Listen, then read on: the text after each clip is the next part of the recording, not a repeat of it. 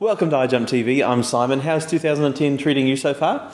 Well, today I've got a bit of a book review. It's a very brief one, actually. It's a book that will make you suspicious instantly of every other book review I do. It's about how to talk about books you haven't read. And I almost spoiled this by reading the whole book. I did get it just for the gag value of having it on the bookshelf next to all these other books. But I did start to read it, and what's interesting is it's a serious book. It's not actually a joke book. What it's saying is actually really relevant for our times. It talks about the story of a librarian who loves books so much that he dares not read one, because to read one would mean choosing not to read all the others, because he's worked out that all these books in this library that he looks after, he's not going to be able to read. And so he decides instead that his job is more as a tender of the books, like a shepherd, I suppose.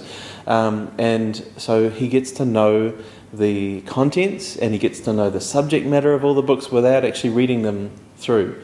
So I still prefer to read books through, and I used to never do that, and I get quite a sense of accomplishment when I do. So I'm not going to go down that path, but it's an interesting thing, especially in our age of information overload, because what about all those RSS feeds that I read?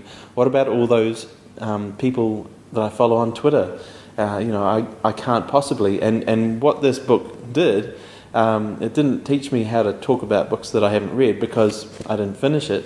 But what it did was that it brought up the thought about, what do we do about information overload? It's actually a pretty serious issue. What I thought would be just, a bit of a laugh actually turned out to be quite a thought starter. So what do you do with information overload? I mean, I have a few tips and tricks, but they keep changing because I've sort of positioned myself as somebody who knows what's at the cutting edge.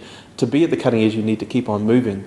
But maybe your role, maybe your job requires you to not be so much at that cutting edge, and to have depth in particular areas. And that's where I personally have struggled to balance. You want to have depth in particular disciplines, you want to have a discipline, and then you also want to have this wide networked learning.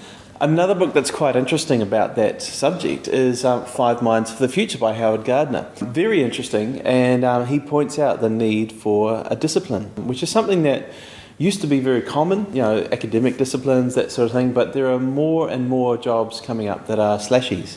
And Generation Y is sort of characterised by being slashies. I'm a ski instructor / accountant, that sort of thing. And I think it's a characteristic of Generation C, who, as we know, has no age group, but it's a mindset.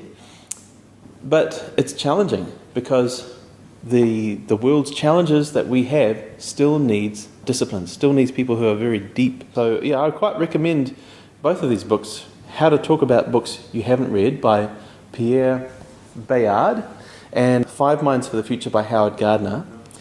Not necessarily because I agree with everything that they say, but because they get you thinking.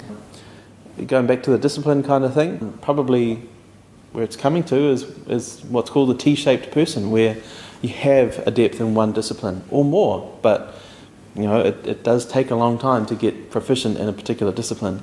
And then you have the top of the T, which is your width and your network. And so much more now depends on, not on what you know, but on who you know.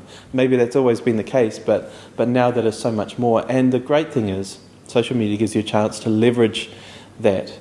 Before it would just be people that you would meet at real world events. It would be magazines that you read. It would be letters that you receive.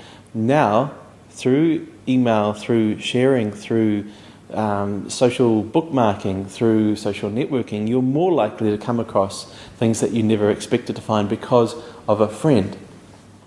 So, one book review turned into 2, which actually also makes me think of Outliers by Malcolm Gladwell, but I haven't read it yet. But I can still talk about it because I've heard about the whole 10,000 hours thing.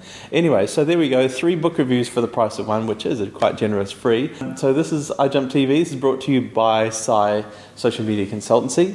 So have a look at what we do, sciengage.com. And if you want to find out what's happening in the world of social media and more, with a bit more depth of discipline in there, have a look at iJump.co.nz. This is Simon saying thanks and see you later.